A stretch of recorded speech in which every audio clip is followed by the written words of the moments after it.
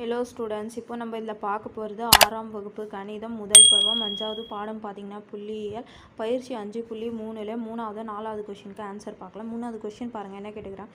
ஒரு வகுப்பில் உள்ள மாணவர்கள் விரும்பும் பழ வகைகள் கொடுக்கப்பட்டுள்ளன.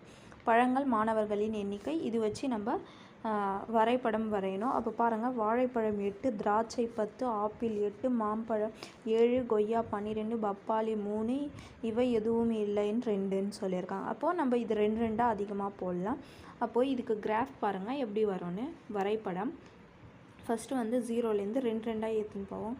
2, 4, 6, 8, 10, 12, 14. இது பார்த்திங்கன்னா மாணவர்களின் எண்ணிக்கை. அதுக்கப்புறம் இந்த சைடு பார்த்திங்கன்னா என்னென்ன இதில் கொடுத்துக்குறாங்க. வாழைப்பழம், திராட்சை, ஆப்பிள், மாம்பழம், கொய்யா, பப்பாளி, இவை எதுவும் இல்லை. அது எல்லாமே எழுதிடுங்க. இங்கே கீழே வந்து இது பழங்கள் வகை தானே, அதனால் இங்கே பழங்கள் சொல்லியிருக்கனால இது பழங்கள்னு எழுதிடுங்க. எழுதிட்ட பிறகு அளவு திட்டம் பார்த்திங்கன்னா மாணவர்கள் விரும்பும் பழங்கள் அளவு திட்டம். இது ஒரு அலகுனா எத்தனை எடுத்திருக்கோம், 2 மாணவர்கள்னு. அப்போது 2 மாணவர்கள்னு எழுதிக்கோங்க. அதுக்கப்புறம் பாருங்கள், வாழைப்பழம் வந்து 8ன்னு சொல்லியிருக்காங்க, 8 பேர்.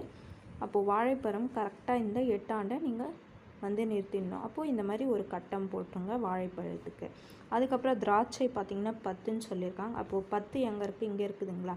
அப்போது இந்த இடத்துல கோடு வந்து ஒரு கட்டமாக போட்டுருங்க.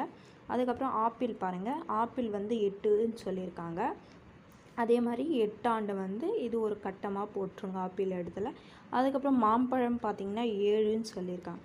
அப்போ 7 பார்த்திங்கன்னா 6க்கும் 8க்கும் நடுவில் வரும். அப்போ 6க்கும் 8க்கும் நடுவில் பார்த்திங்கன்னா இந்த இடத்துல வரும். அப்போ 7 இங்கே இருக்குதுங்களா. அப்போ இங்கே ஒரு மாம்பழம், இதுக்கு ஒரு கட்டம் போட்டுருங்க. அதுக்கப்புறம் கொய்யா பார்த்திங்கன்னா 12 பேருன்னு சொல்லியிருக்காங்க. அப்போ 12னா கரெக்டாக பாருங்கள் எங்கே இருக்குது, 12 இங்கே வருதுங்களா. இதுக்கு நேராக நீங்கள் கோடு போடணும். இதுக்கு நேராகவும் இங்கே ஒரு கோடும் நீங்கள் போட்டுடணும். புரிஞ்சுதுங்களா. கொய்யா அவ்வளோதான். அதுக்கப்புறம் பாருங்கள், பப்பாளி வந்து 3 பேருன்னு சொல்லியிருக்காங்க. பப்பாளி 3 பேர்னால் 2க்கும் 4க்கும் நடுவில் வரும். அப்போது இந்த இடத்துல வரும். அப்போது 3 பாருங்கள், கரெக்டாக இங்கே கட்டம் போட்டுருங்க. அதுக்கப்புறம் எதுவும் இல்லை பார்த்திங்கன்னா 2 பேருன்னு சொல்லியிருக்காங்க. அப்போ 2 பேர்னால் இங்கே 2ன்னு வருது. புரிஞ்சுதுங்களா. அவ்வளோதான். இதுக்கு வரைபடம் பார்த்திங்கன்னா இந்த மாதிரி தான் நீங்கள் போடணும். புரிஞ்சுதுங்களா. அதுக்கப்புறம் பாருங்கள், 4வது கொஷின் என்ன கேட்டுக்கிறாங்க. பின்வரும் பட விளக்கப்படத்தில் ஒரு வாரத்தில் ஒவ்வொரு நாட்களில் 6ஆம் வகுப்பு மாணவர்கள் பள்ளிக்கு வருகை புரியாதவர்களின் எண்ணிக்கைகள் கொடுக்கப்பட்டுள்ளன. இந்த தரவுகளுக்கு பட்டை வரைபடம் அமைக்கன்னு சொல்லியிருக்காங்க. 4 குத்துங்க பாருங்கள். திங்கள், செவ்வாய், புதன், வியாழன், வெள்ளி, சனின்னு வருகை புரியாதோர் எண்ணிக்கை. அப்போனா வராதவங்க எண்ணிக்கைன்னு சொல்லியிருக்காங்க.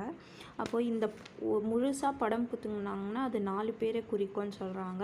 இந்த மாதிரி பாதியாக படம் குத்துருந்தாங்கன்னா அது 2 பேரை குறிக்கும்னு சொல்கிறாங்க. அப்போது இது முழுசாக குத்துக்கிறதுனால இது 4 பேர், இது 2 பேர், இது 6, 4ம் இது 2னா 6. அப்போ இது 4, இது 4னா இது 8, இது 0.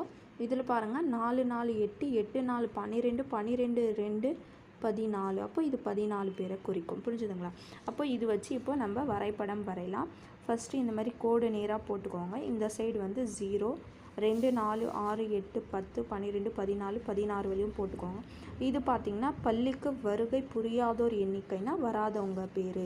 இங்கே வருகை புரியாதோர் இருக்குல்ல, இந்த சைடு வந்து நாள்கள் கொடுத்துக்கிறாங்களே, திங்கள், செவ்வாய், புதன், வியாழன், வெள்ளி, சனி, அது எழுதிக்கோங்க. எழுதிட்ட பிறகு இங்கே மேலே எழுதிக்கோங்க. பள்ளிக்கு வருகை புரியாதோர் எண்ணிக்கை அளவு திட்டம். இதுனா ஒரு அலகு. ஒரு அலகில் எத்தனை மாணவர்கள், 2ன்னு எடுத்துருக்கோமா, 2 அதிகமாக போகுது, அதனால் 2 மாணவர்கள்னு எழுதிக்கோங்க. அதுக்கப்புறம் திங்கள் பார்த்திங்கன்னா 4 பேருன்னு சொல்லியிருக்கோமா. அப்போ 4 பேருனா இது கரெக்டாக 4ஆண்டு வந்து ஒரு கட்டம் போட்டுக்கோங்க திங்களுக்கு.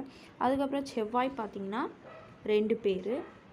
அப்போ 2னா கரெக்டாக 2ஆண்டு வந்து ஒரு கட்டம் போட்டுருங்க. அதுக்கப்புறம் புதன்கிழமை பார்த்திங்கன்னா இது 4, இது 2னா 6 பேர். அப்போது 6ஆண்டை வந்து கட்டம் போடணும். அப்போது இங்கே பாருங்கள், இதுக்கு நேராக இங்கே 6, இது கட்டம் போட்டிங்களா, புதன். அவ்வளோதான். வியாழன் பாருங்கள், வியாழன் வந்து 8 பேருன்னு சொல்லியிருக்காங்களா. அப்போ 8ஆண்டு கட்டம் போடணும். அப்போ இங்கே 8, இது கட்டம் போட்டிங்க. அதுக்கப்புறம் வெள்ளி பாருங்கள், எதுவுமே இல்லைன்னு சொல்லியிருக்காங்க. அப்போ இருந்தால் 0னா அது எதுவுமே பண்ண தேவையில்லை, அது அப்படியே இருக்கட்டும். அதுக்கப்புறம் சனி பாருங்கள், 4, 4, 8, 8, 4, 12, 12, 2, 14. அப்போ 14 கரெக்டாக போடணும். அப்போ 14 பாருங்கள் இங்கே இருக்குதுங்களா, இதுக்கு நேராக பாருங்கள், இங்கே போட்டு இங்கே சனிக்கு நேராக ஒரு கட்டம் போட்டுருங்க. புரிஞ்சுதுங்களா. அவ்வளோதான். இது 4வதுக்கு ஆன்சர். புரிஞ்சுதுங்களா.